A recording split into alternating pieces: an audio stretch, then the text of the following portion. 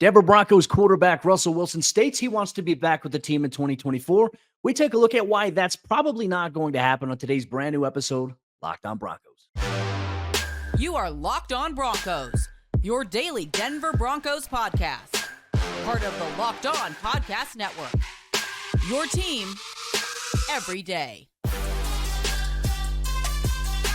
What's happening, Broncos Country? Welcome into a brand new episode, Locked On Broncos, your daily Denver Broncos podcast, part of the Locked On Podcast Network, your team every day. Thank you so much to everybody in Broncos Country who makes us your first listen of the day every single day. And a special shout out to all the everydayers out there. You can get Locked On Broncos for free on YouTube or wherever you get your podcast. So do us a favor, subscribe or follow down below so you never miss out on a day's worth of Broncos news, content, coverage, analysis, and more. I'm Cody Roark. I cover the Broncos for Mile High Sports as a reporter, joined alongside, as always, by Sayre Bedinger. He's the site expert over there, predominantlyorange.com. Today's episode is brought to you by FanDuel. Make every moment more. And right now, new customers get $150 in bonus bets with any winning $5 bet. That's $150 if your bet wins. Visit FanDuel.com/lockedon to get started.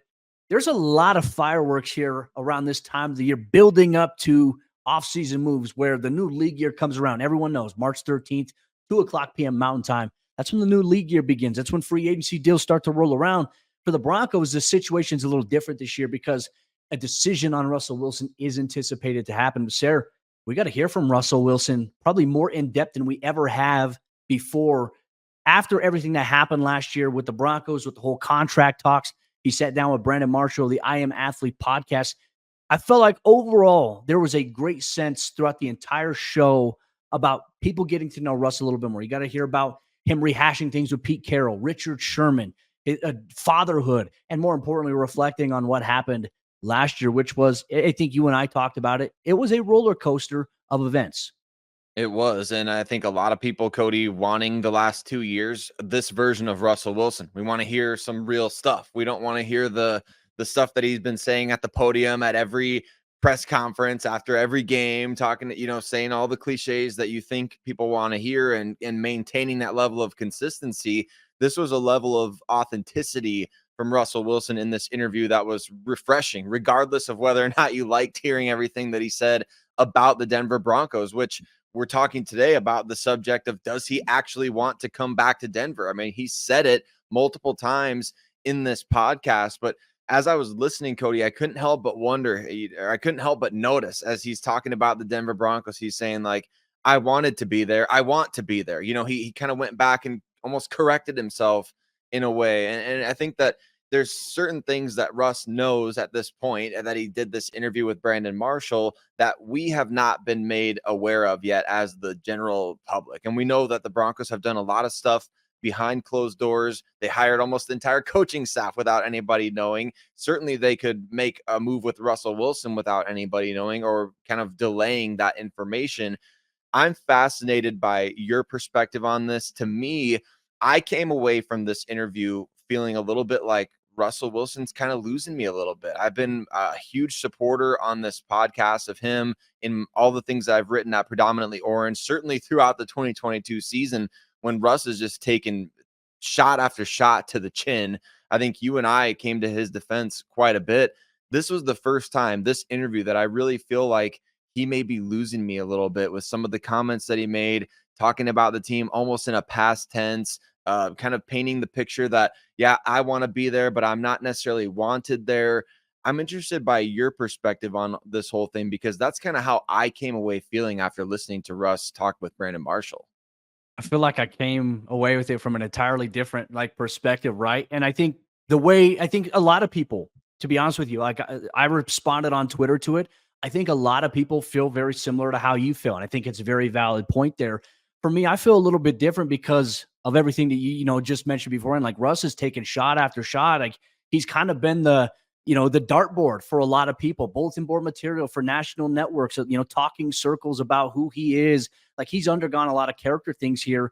I think that there's a big disconnect about the perception on Russell Wilson. And what I mean by that is you look at everything that came out. Like I feel like a lot of people, some media members as well, came out and said that they feel like it was airing out dirty laundry. But at the same time, I'm like, we knew this stuff after it all came out. We knew what was talked about. We knew what was approached by, to Russ by obviously his agent from what conversations he had with the Broncos. And I think there's a lot of uncertainty. It's he said, she said, right? The NFL doesn't think the Broncos did anything wrong. If they did, there would have been some sort of punishment or something handed down by them. The NFLPA, outside legal counsel, believes that the Broncos were in the wrong. So it's the shield versus the players, right? A battle as old as time.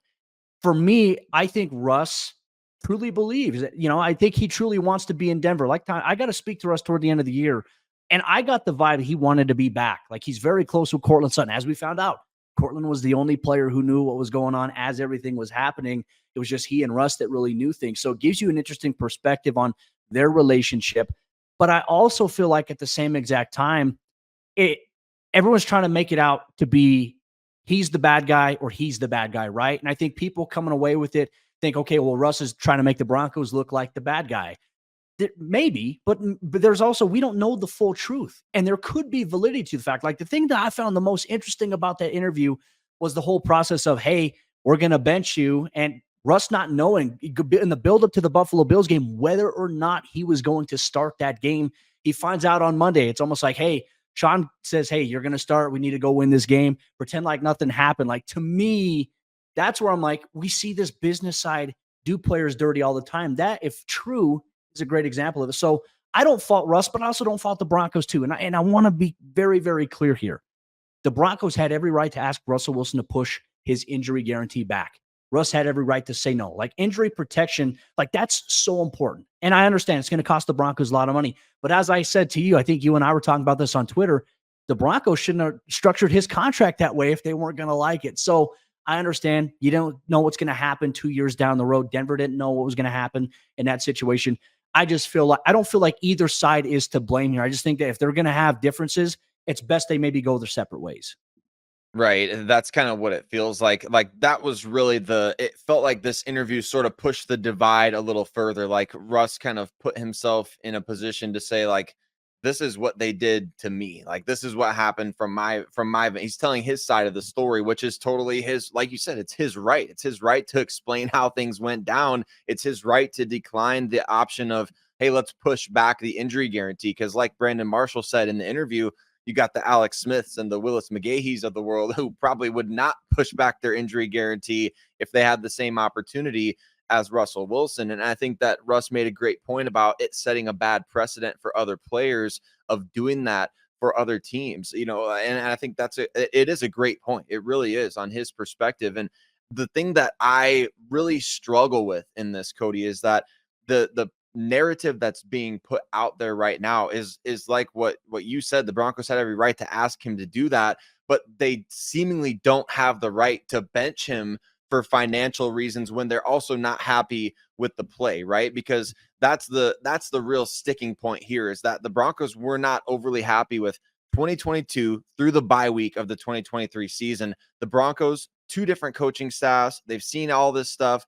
They're not thrilled with the way that Russ is playing, and they don't want to guarantee him $37 million for 2025 if he does indeed get injured. The part that I have a really hard time with is that they're seemingly not allowed to bench him for those financial reasons when they're also not happy with the play. Was he healthy at the time? Yes. Did he need to be unhealthy to be benched? I guess that's kind of where I'm coming from. And this is like, was that the only true justification at the time to bench him? Because we keep hearing we just beat the Packers, we just beat the Chiefs, but at the time, I mean, going into that Buffalo game, the Broncos were still not, I mean, they weren't very good. They were what, 4-5 or 3-5 or something like that. So I don't know exactly what could have been the right justification, short of had they lost to the Chiefs, right? And in that case, then okay, well, then you could justify the play and the pay and all this stuff.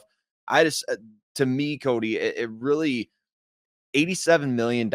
Russell Wilson is getting that no matter what from the Denver Broncos as of 2024. The $39 million he's guaranteed this year.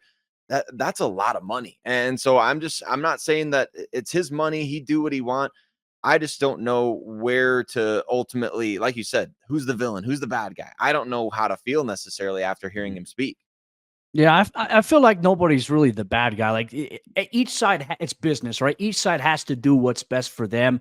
I think the language in which what was presented is that if the Broncos said because financially, like they were going to bench him because he was not going to do it, that is where they are wrong. Like that's where the illegality part comes into it.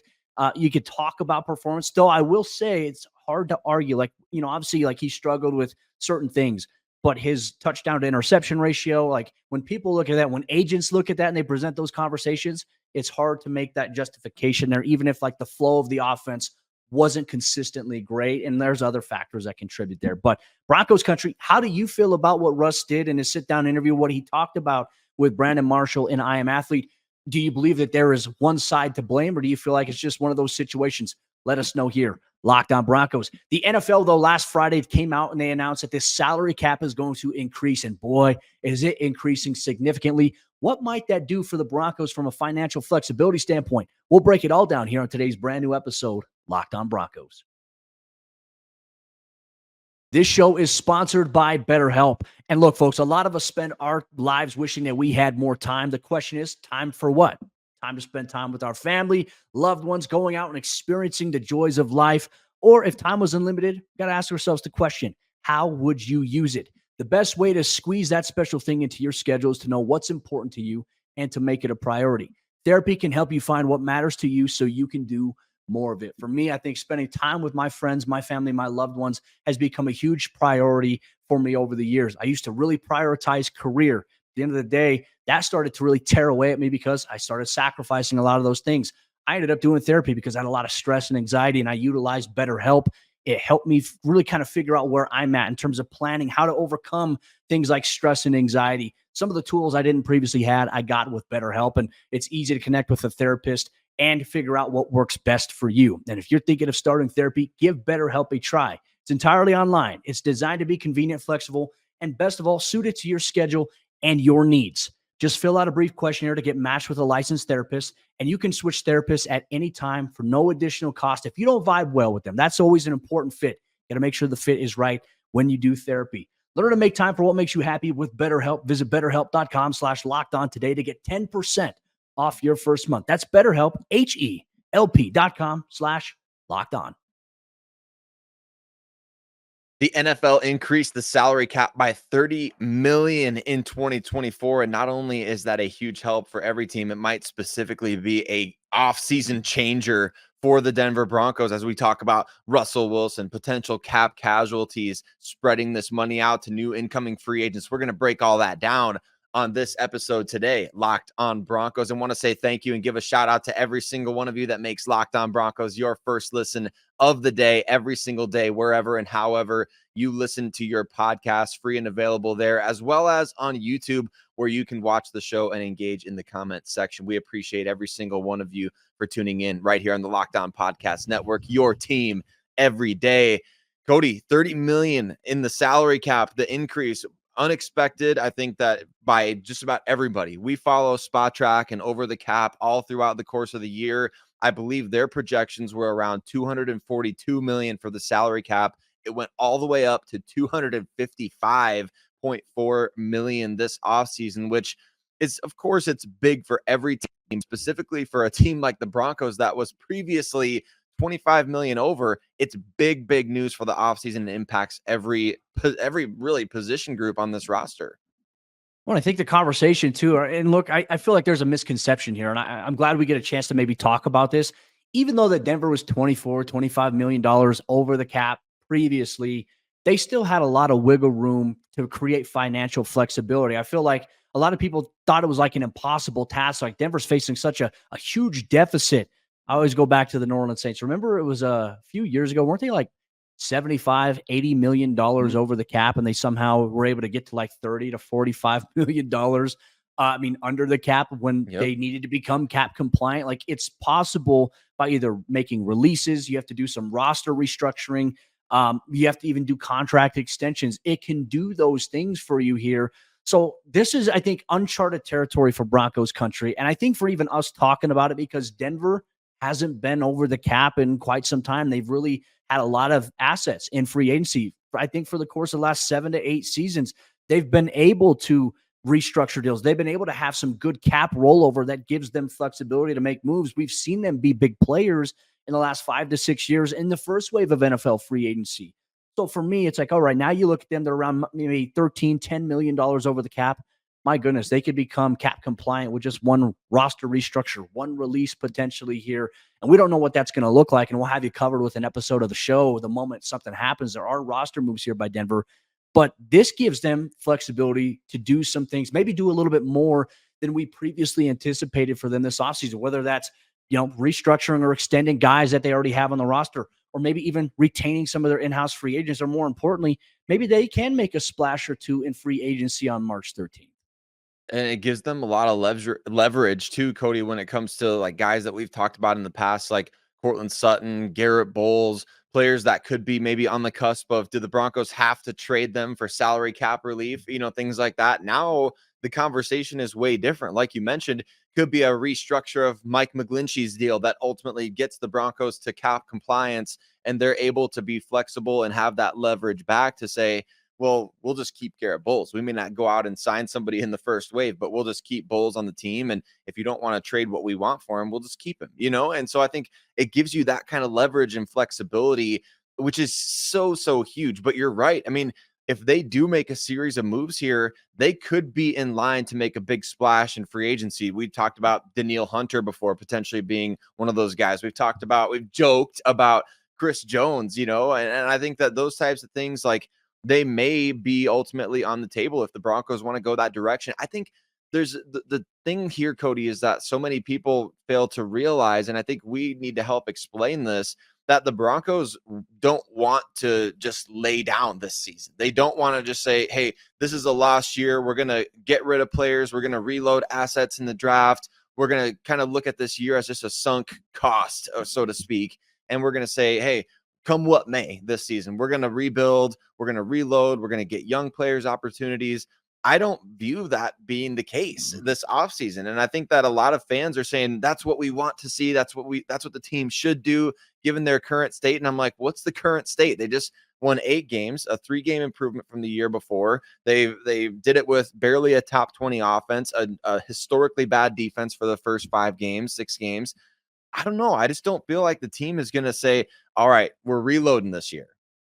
No, and Sean Payton is the head coach, and he hates losing. And there's pressure. I think Greg Penner coming out and saying, okay, we got 8 wins this year. I expect, and he said it, I expect to have more next season. You're not going to say that and then walk it back. There's going to be repercussions if that is the case here. And he set the standard here. That's the expectation now for the Broncos in 2024. Regardless of who's at quarterback, it's to win more than 8 games. And Sean is not going to do that. I think you make a great analogy. Denver's not going to lay down, and Sean Payton is not going to let them lay down. Or else he wouldn't be here. He wouldn't have taken the job if that were the case. And look, we didn't foresee all the obstacles that maybe he would encounter, or even some of the deficiencies that we saw from him in his first season back from taking a break.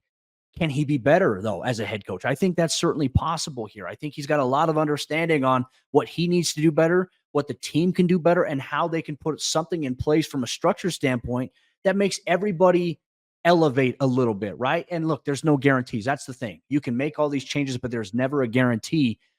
I feel like we have to talk about this from the financial aspect because of this new flexibility, a $30 million increase in the overall salary cap. Got to ask you the question here, and I'm curious to see what your preference is. If the Broncos do release Russell Wilson, right, which is a very, very high possibility, more than likely going to be the situation here going forth, and there's a situation where he returns. We'll talk about that later. Do you think that they should eat the full dead cap amount this year or still spread it out amongst this year and next year? I feel like that's where I am struggling with trying to figure it out. If you eat the full dead cap this year, what does that look like? If you spread it out, you do get more flexibility, but there's also a chance the salary cap could also increase next year too. And I think it's a very good likelihood of that, which really does kind of complicate this question that you're asking, because the percentage of the salary cap pie, if you look at it as just an overall pie and you're saying, okay, Russell Wilson was in the previous projections set to, if we take the 35 million in dead cap this year, and I think it's like 53 or something like that next year, we would say, okay, this year it would be 18%, next year it's 20 some percent. the percentages have gone down substantially, which means that if you take that full $85 million dead cap hit, I believe it's 33.1% of the team's salary cap this year, Cody. But anytime that I play around with the roster, I'm no salary cap expert. If I play around with the roster on Spot Track and I say, all right, let's do a pre-June 1 release for Russell Wilson, it adds 45 million to your negative cap space. So essentially saying, like, it's not when you do the post June 1, it spreads the cap hit and it just doesn't add or subtract anything from your overall salary cap. But when you release Russell Wilson as a post or a pre June 1 cut, it adds 45 million to the negative. So that, I know that sounds confusing, but to me, I just wonder, is that even possible for them to do? Like, are they able to sustain and build a roster by adding 45 million, or are there ways around that we don't know about? That's what's kind of confusing, I think, to everybody out there when it comes to this $85 million number. Yeah, no, and like I said, I didn't do great at math in school, and I'm not even going to try to pretend I know so much about the salary cap and all the different things that go into it. So we'll let it play out, but I think it's very interesting to see the different opinions that we see out there on what Denver should do. Spot Track does a great job, I think, of updating, like, hey, this could be something Denver could do for flexibility. We'll continue to follow along with that, and we'll obviously have you updated every step of the way. And if they were to do that, I don't know how they'd make this next possibility even happen here. Tom Pelissero of the NFL Network went on the Rich Eisen show and said that Kirk Cousins could be in play here for the Denver Broncos. We'll look at that angle here on today's episode of the show. Today's Locked On Broncos podcast is brought to you by our friends over there at FanDuel Sportsbook. Get buckets with your first bet on FanDuel, America's #1 sportsbook, with all your triple-double action, pick-and-roll plays that you can get there from a betting experience. FanDuel offers everything, especially as the NBA season continues for the second half stretch as teams make the push to the playoffs, the push to an NBA championship, where for me, I'm a Nuggets fan, so I'm hoping that the Nuggets can go back-to-back. Nikola Jokic probably has the best odds right now to win MVP for the third time in his career. If he would have won it last year, he would have been a back-to-back, which would have been a very interesting thing. But you can get in on some of those actions and some of those odds on FanDuel Sportsbook, because right now, new customers get $150 in bonus bets with any winning $5 bet. That's $150 if your bet wins. Bet on all your favorite NBA players and teams with quick bets, live same-game parlays, exclusive props, and more. And just visit FanDuel.com/lockedon and shoot your shot. Once again, FanDuel.com/lockedon and shoot your shot today with FanDuel, the official sportsbook partner of the NBA. Could Captain Kirk Cousins make his way to the Denver Broncos? According to NFL Network insider Tom Pelissero, that shouldn't be ruled out yet for the Broncos. Real quick, I want to say thank you so much to everybody in Broncos Country for tuning in, all the everydayers out there. Thanks for making us your first listen of the day every single day. Just a reminder, you can get Locked On Broncos for free on YouTube or wherever you get your podcasts. It would mean the world to us if you would share this episode of the show with a member of Broncos Country, someone that you know that maybe doesn't watch the show. Put them on to this as well. Subscribe or follow down below so you never miss out on what's going on. This is an interesting time of the year. I mean, Sayre, you alluded to it earlier in the show. The NFL Combine is this week. We're going to hear so much, I think, coming out of this week. You're going to hear rumors, speculation. The Combine really is where the Russell Wilson trade happened a couple of years ago. It was agreed upon on a napkin in a bar, on a cocktail napkin there between, obviously, John Schneider and George Payton. What's going to happen here with the Broncos going forward is going to be very, very interesting. But I found it to be interesting that Tom Pelissero mentioned Kirk Cousins. Like we just talked about Russell Wilson, the dead cap. You look at Kirk Cousins, the type of money he's had over his career from a quarterback standpoint, how would this even make sense? But Tom says, don't rule it out as a possibility. I'm curious on your thoughts on this. I was very excited to hear this, Cody, because obviously I know Kirk Cousins coming off the Achilles injury. And so there's some, I don't know, you pour some cold water on it because of the injury, of course. And then he's also, 36, 37 years old. So it's not exactly the same as Peyton Manning coming off the neck procedures, late in his career. But I mean, Cousins will have a long way to go towards getting back physically. And I believe we just saw him as of Monday at the scouting combine. He posted something on Twitter, 4 months into recovery. He's doing some stuff physically. How does this work out possibly for the Denver Broncos? I think really interesting coming from Tom Pelissero, who we know he's a Minneapolis guy. He knows George Payton very well, probably knows Kirk Cousins very well. And he's been very connected when it comes to Broncos information over the last handful of years. So I don't think we take anything that he says about Denver lightly. When he speaks about them, it's substantial. And Cousins, when he makes his next million, he's going to be 10th all time in the NFL, in NFL history, in terms of guaranteed career earnings. He has made more money than all but 9 other guys. And I think he's going to surpass some others on that list over time. He said earlier this offseason in another interview, Cody, that structure is what matters to him most. He said, I feel very blessed with what I've made financially. And absolutely, he should top 10 all time in NFL history. That's blessed, I would say. But he doesn't necessarily care so much about breaking records financially or doing those types of things. At least from what I gleaned, sounds like structure matters the most to him. Maybe he is interested in playing for Sean Payton and going to Denver and kind of fixing his deal to where, hey, year 1, year 2, the cap hit is going to be super low. And after that Russell Wilson deal clears, you're able to start, increasing those cap hits and the overall base salaries. I feel like this would be the unpopular move in the eyes of the fan base, not because of who Kirk Cousins is, but I think because of, as you mentioned, the financial ramifications. Like Denver just gave a huge contract to Russell Wilson, and now you're, potentially giving a contract to a guy coming off of an Achilles injury. This is where I think the discerning opinions probably differ a little bit, right? Like for us, I think we can see the upside to it. Like I can see why the Broncos would be interested in Kirk. I can see why Sean would be interested in a guy like Kirk Cousins. Also worth noting, Tom Pelissero mentioned he doesn't think that it's likely that Peyton pairs well with a rookie, but it's not an impossible thing to rule out here. We can like quarterback prospects, right? And I think you and I are both in agreement. We've been on the record of saying we think Denver should draft a quarterback 12th overall or in the first round. If they decide to move up, whatever it may be, they should take a guy only if they feel comfortable, if they have conviction in a guy. It doesn't matter if we like a guy. It matters if Sean Payton likes whoever is available. And I think that has to be the talking point here that, will probably be under the microscope a little bit more as April comes around. Or like if Denver does make a big splash in free agency, I think we'll have our answer here. I don't think Denver would get a guy like Kirk and then draft a quarterback. I think they'd go BPA at that point. There's so many different ways that Denver can go here, Sayre. And I feel like regardless of what they decide to do, there's going to be people who are happy about it. There's going to be people who are unhappy about it. Where is the middle?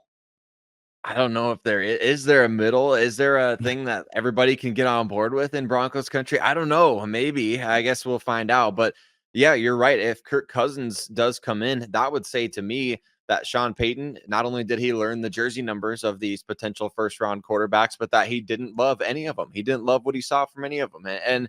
And that would come probably before he's really had a chance to sit down with a lot of these guys personally, one-on-one, and talk to them. So any decision made about a Kirk Cousins or a veteran that's available in free agency that would just immediately be your starter, that would step on any idea of a first round quarterback potentially. And I don't know that necessarily you would say, well, you signed Kirk Cousins, you're definitely not drafting a quarterback, but I tend to agree you would probably be more likely to go best player available in this draft, most likely an offensive lineman, where the Broncos, we know Sean Payton loves to build in the trenches, and specifically offensively, his heaviest investments in New Orleans, typically on the offensive and defensive line. And so that could be where this is headed. Maybe he views Kirk Cousins as a 2 to 3 year option, or maybe even beyond that, even coming off of injury. And if he does go after that option, that would say to me very clearly, hey, we're signing Kirk Cousins. We don't love this draft. And next year's draft is not supposed to be any better.